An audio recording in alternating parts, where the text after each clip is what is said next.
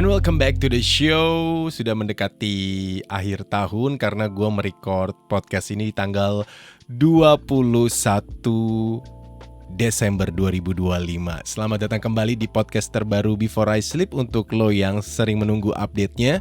Jadi buat lo silence listeners yang ingin mendapatkan update langsung untuk episode terbaru, lo bisa langsung aja nyalain notification atau lonceng yang ada di Spotify atau juga yang ada di YouTube, karena lo akan mendapatkan notification kalau podcast ini upload episode terbaru.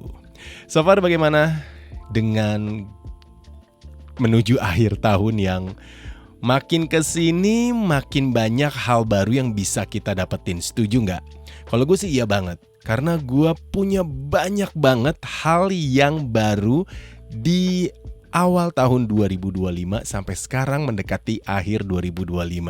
Tapi sebelumnya gue mau ngingetin lagi buat lo yang ingin banget mendapatkan konten-konten lainnya dari Before I Sleep.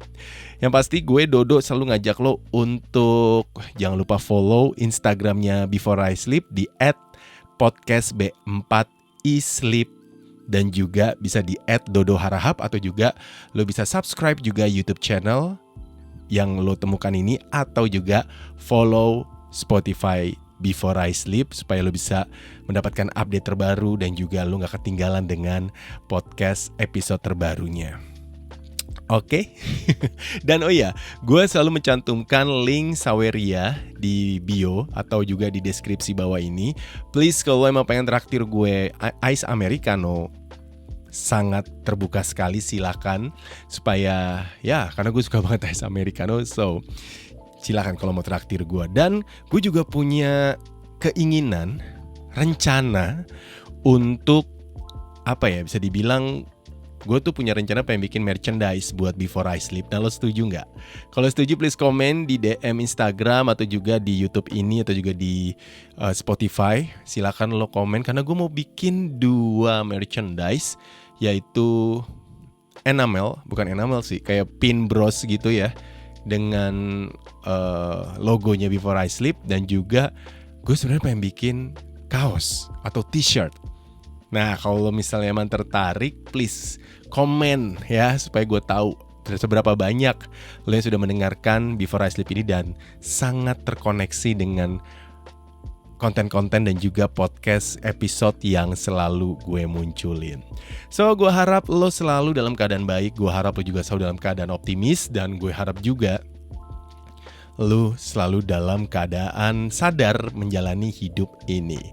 Dan di episode yang makin mendekati pergantian tahun ini, sepertinya ini saatnya deh gue untuk menceritakan ke lo apa aja pelajaran-pelajaran yang gue dapet di tahun atau di selama tahun 2025 ini. Dan gue langsung aja ingin kasih tahu ke lo, ini dia di dalam 12 bulan 2025, ini dia 12 pelajaran yang gue dapetin menuju akhir tahun 2025.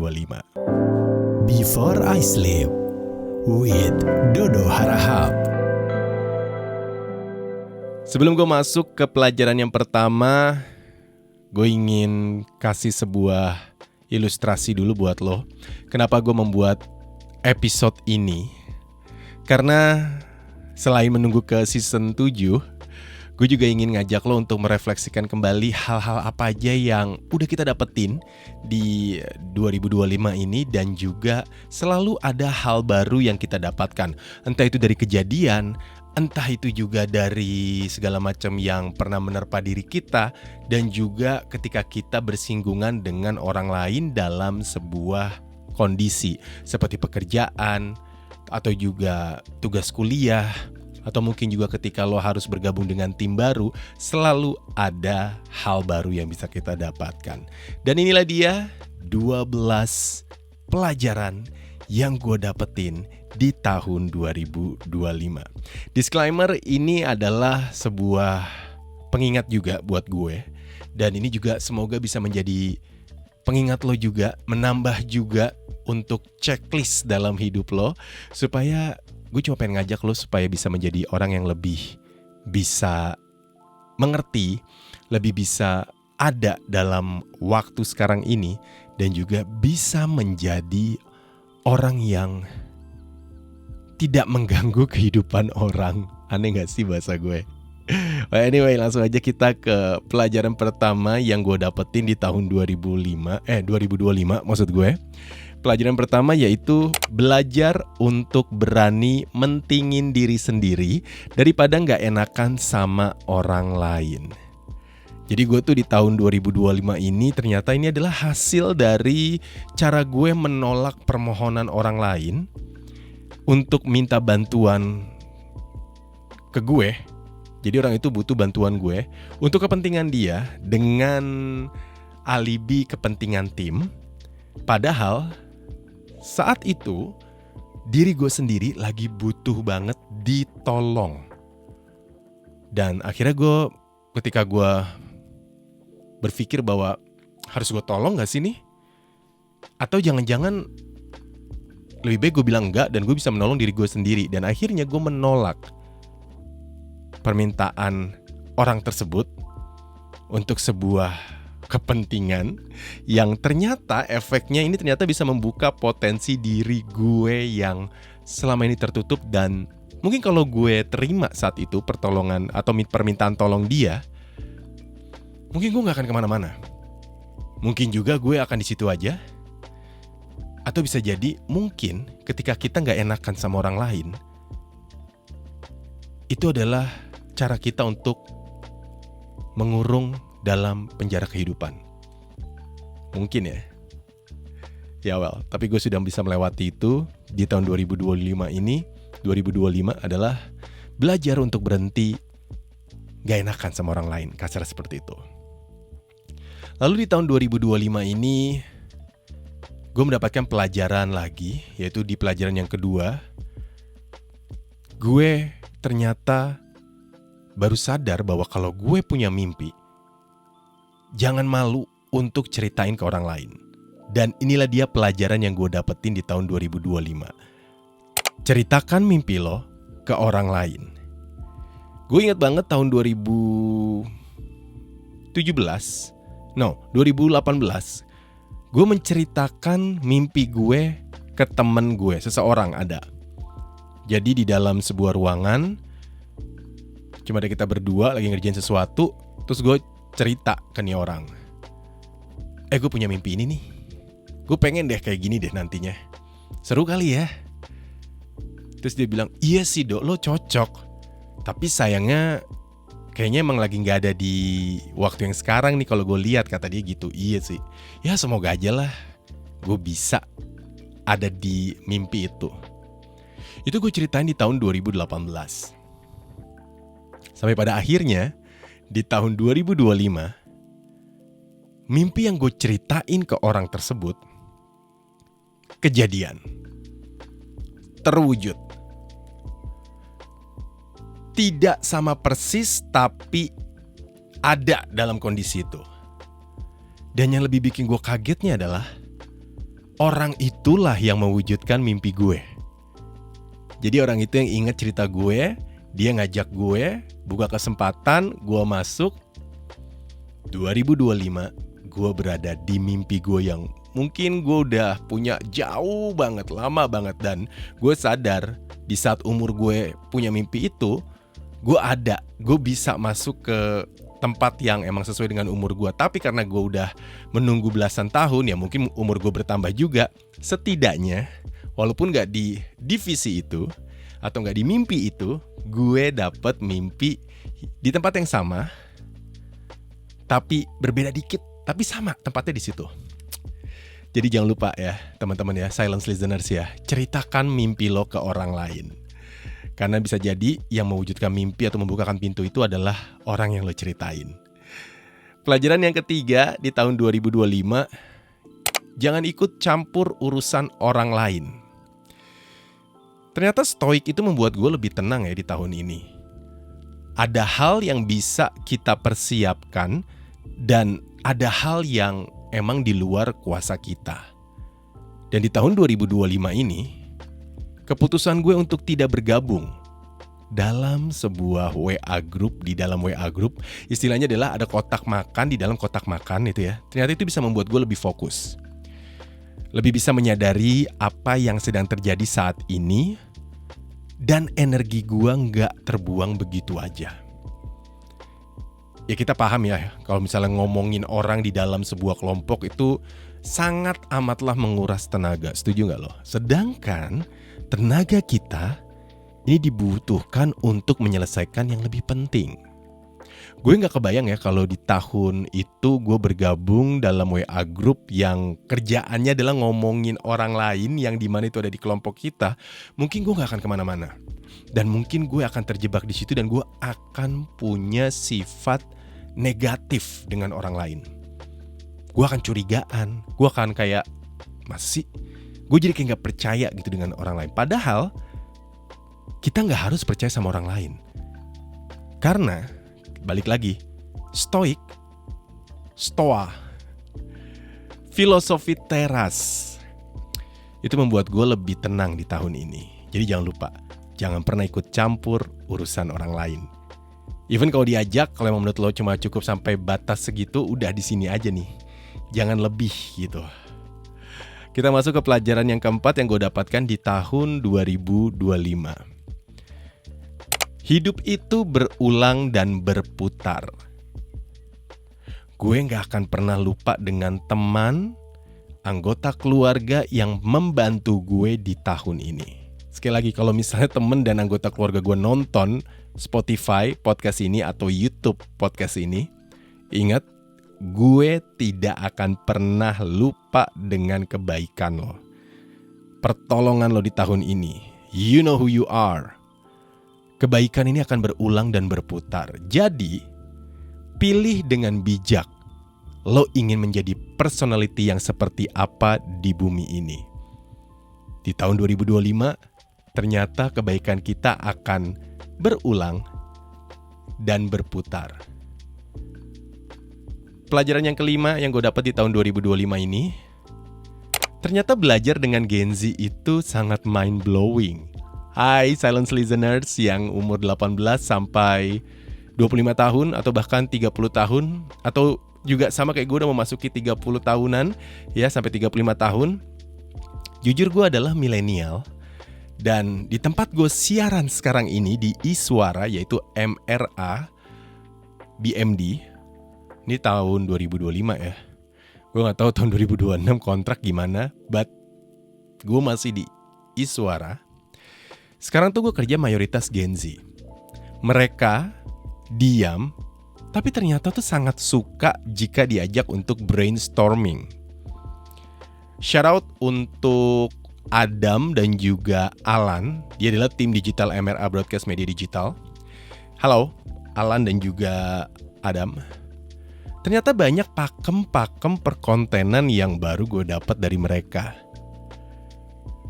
Gue mungkin bisa sombong kalau gue jago storytelling. Gue mungkin bisa sombong kalau gue jago public speaking. Gue bisa sombong kalau gue bisa monolog seperti ini panjang. Tapi ternyata ketika gue ngobrol sama Adam, Alan, dan teman-teman digital lainnya, ternyata banyak pakem-pakem perkontenan yang baru, yang insight-nya gue dapat dari mereka. Gue jadi lebih diperjelas lagi bahwa fungsi setiap sosial media dan long video seperti apa. Dan ide podcast Before I Sleep ini juga yang terjadi saat ini juga hasil dari brainstorming dengan mereka, Alan dan juga Adam. Jadi gue baru tahu tuh, bukan baru tahu sih, sebenarnya gue di-remind lagi bagaimana dengan peletakan untuk Instagram, TikTok. Terus juga ada baiknya juga kalau long video ini dibagi-bagi untuk nantinya disebar di berbagai macam platform. Dan lighting seperti ini yang ada saat ini juga, ini masukan dari Adam. Thank you Adam. Gue akan ingat selalu dan gue udah mulai terapin pelan-pelan. Karena ketika gue merasa stuck, ketika gue merasa kayak kok gue udah gak ada apa-apa ya, gue mau ngelakuin apa lagi ya, berarti gue saatnya untuk diskusi dengan yang lain. Masalahnya ketika gue diskusi dengan yang selevel sama gue nih usianya, kita ngomonginnya tuh apa ya, gue ngerasa kayak oh ya itu versi lo, Dan gue lihat juga lo gak growing banget gitu ya. Kecuali ada tim lo nih yang emang di luar generasi kita. Tapi ketika gue ngobrol dengan generasi yang lagi masuk dunia kerja, yang baru aja masuk industri kerja gitu ya, itu kayak oh wow, bener juga sih. Jadi pelajaran yang gue dapat adalah di tahun 2025 ini yang kelima, belajar dengan Gen Z ternyata sangat mind blowing. Ide-idenya keren banget. Selanjutnya pelajaran yang keenam di tahun 2025 yang gue dapatkan yaitu mencatat dapat mempermudah tujuan. Gue baru sadar lagi ternyata banyak banget yang harus gue bayar.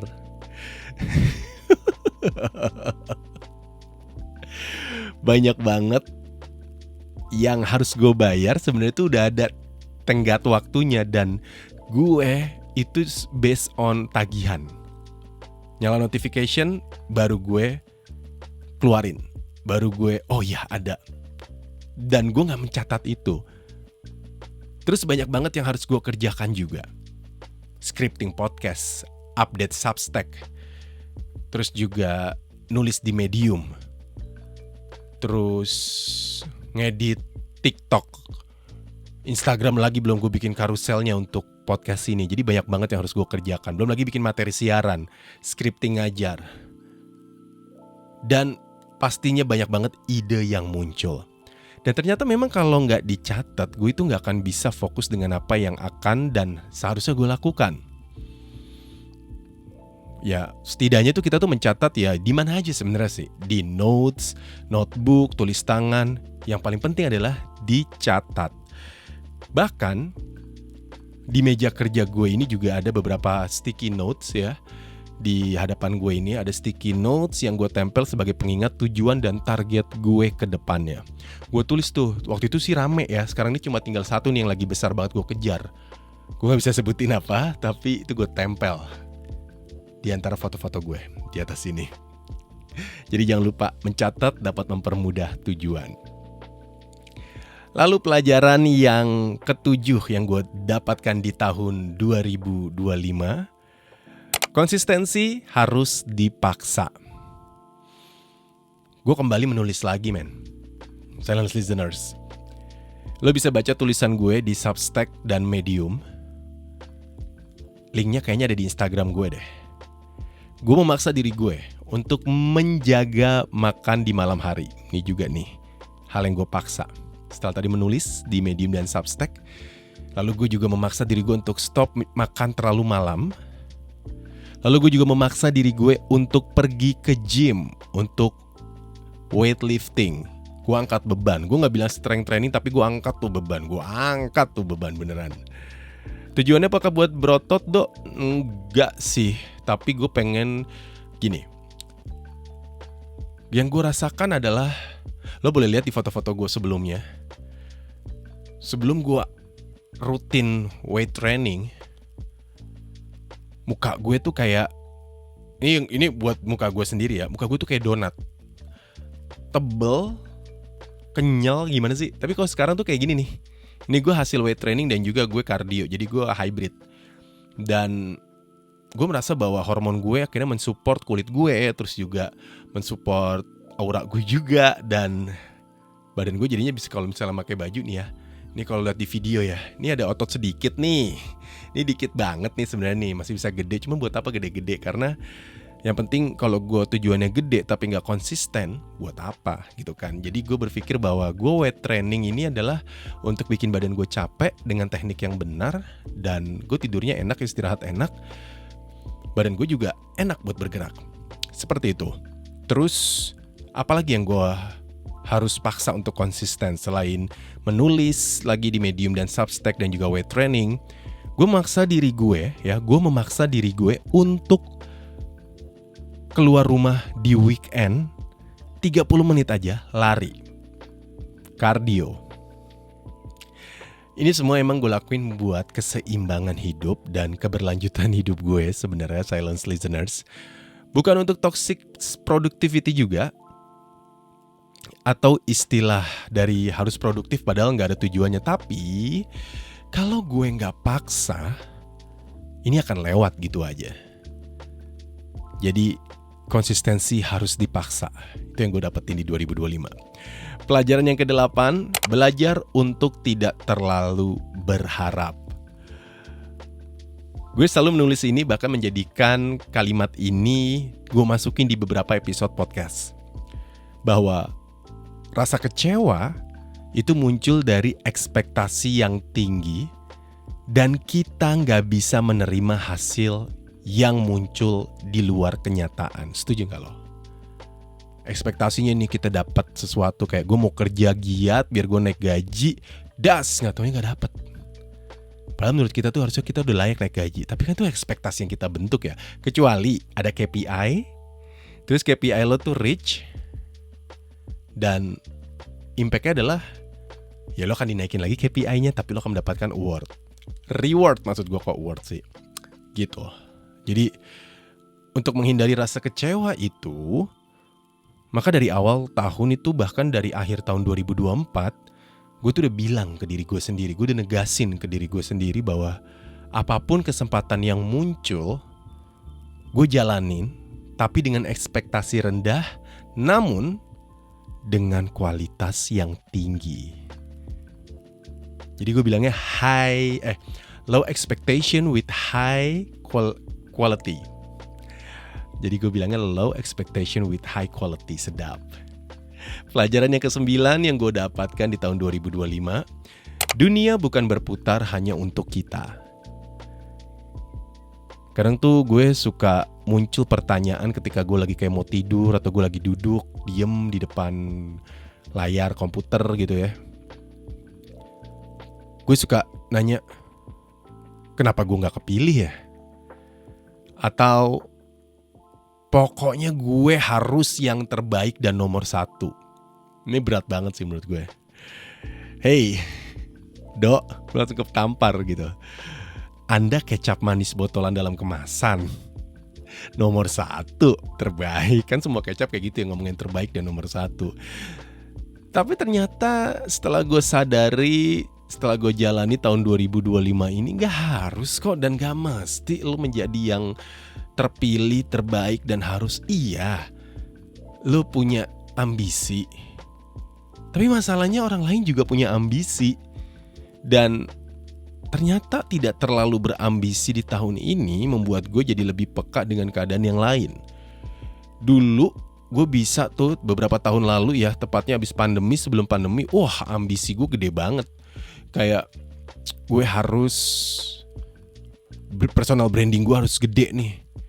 Klien, gue harus punya banyak klien nih tiap tahun nih. Gue harus, bukan achieve ya, gue harus, pokoknya gue harus, iya benar. Tapi ketika gue membaca beberapa buku, terus juga gue baru tahu juga yang namanya human design.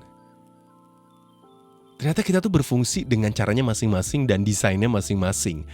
Bukan mau mematahkan semangat lo, tapi save your energy yang bukan di zona lo dan bukan di area lo. Jadi kalau lo forte-nya atau lo kelebihan lo adalah, let's say lo kelebihan lo adalah ketemu sama orang banyak, ketemu sama orang lain, ngobrol bagus, ya that's good. Tapi kalau lo pengen jadi orang kayak mungkin ya master of ceremony, content creator yang ketemu banyak klien, atau juga lo pengen menjadi public speaker, tapi lo ternyata orangnya tuh belum bisa meretas atau lo gak nyaman ketemu sama orang.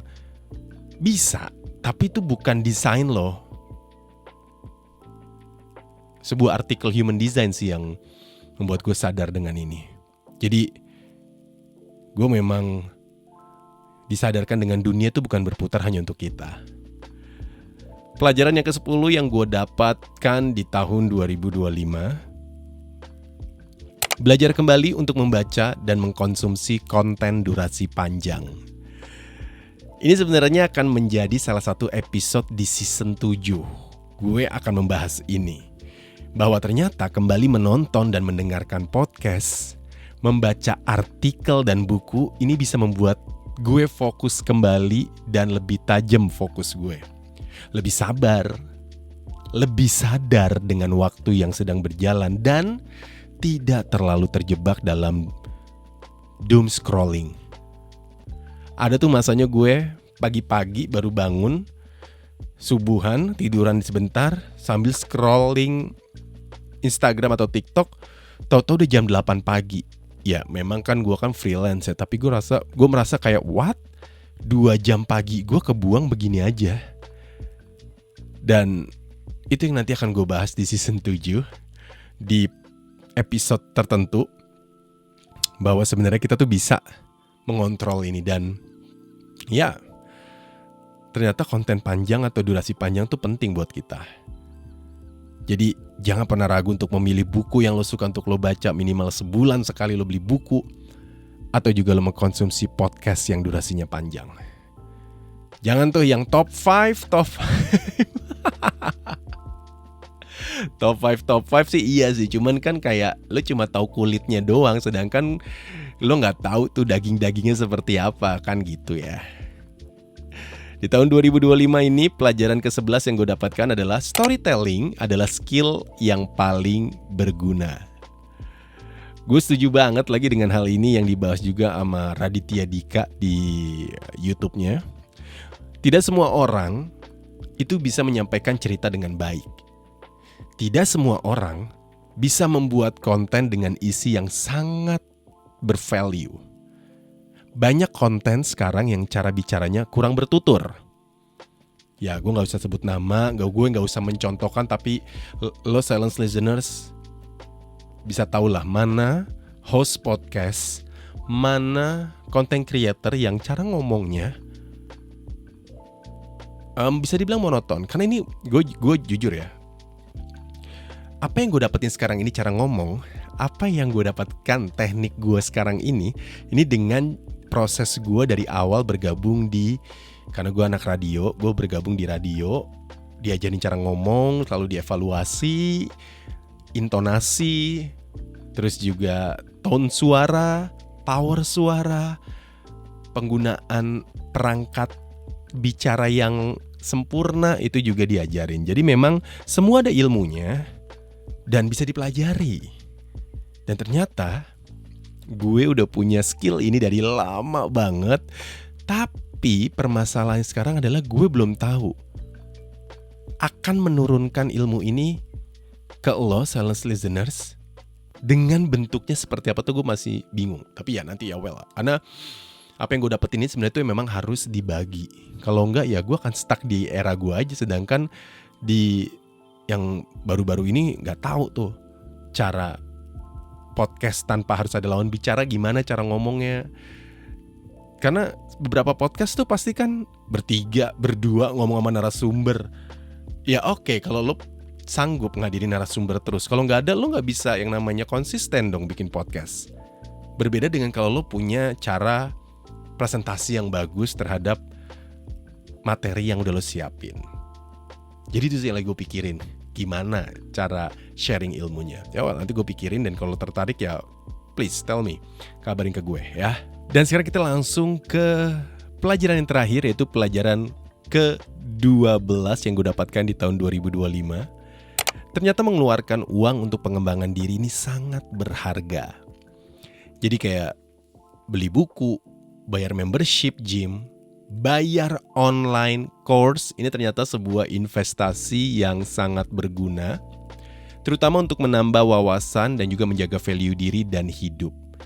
Dan gue baru tahu juga ternyata yang kayak gini-gini nih bisa menambah atau juga membuka kesempatan baru. Jadi siapa tahu buat lo yang lagi mencari di tahun 2026 membuka peluang baru, please jangan lupa untuk mengeluarkan uang lo untuk pengembangan diri, yang dimana ini penting banget buat aset value diri kita. Itu dia ke-12 pelajaran yang gue dapatkan di tahun 2025. Tapi gue punya bonus buat lo, karena ada beberapa yang gue harus pilih lagi, yaitu ada 2 bonus pelajaran yang gue dapatkan yang mungkin juga bisa menjadi sebuah insight buat lo di tahun 2026. 2 pelajaran yang gue dapatkan di tahun 2025 ini adalah: salah bukan berarti gagal, berhenti mencoba ternyata adalah kegagalan itu sendiri. Dan yang terakhir, jangan pernah pelit sama diri sendiri. Semoga pelajaran-pelajaran yang gue dapatkan di tahun 2025 ini juga bisa membantu lo untuk memecahkan masalah dan juga overthinking lo di tahun 2026. Optimis tapi realistis selalu gue tekankan di setiap pergantian tahun. Jadi semoga di tahun 2026 kita bisa lebih dewasa kali ya, untuk bisa menghadapi hal-hal yang mengejutkan, hal-hal yang gak terduga, tapi kita bisa handle dengan semampu kita. So, gue Dodo Harahap mau ngucapin selamat menempuh hidup baru di tahun 2026. Selamat menikmati pergantian tahun dan kita ketemu di season 7 podcast Before I Sleep di tahun 2026. Pesan gue di tahun 2025 ini, jangan lupa minum air putih dan juga tidur yang cukup. Selamat malam, selamat istirahat. Sampai ketemu di season berikutnya, Silence Listeners. Bye.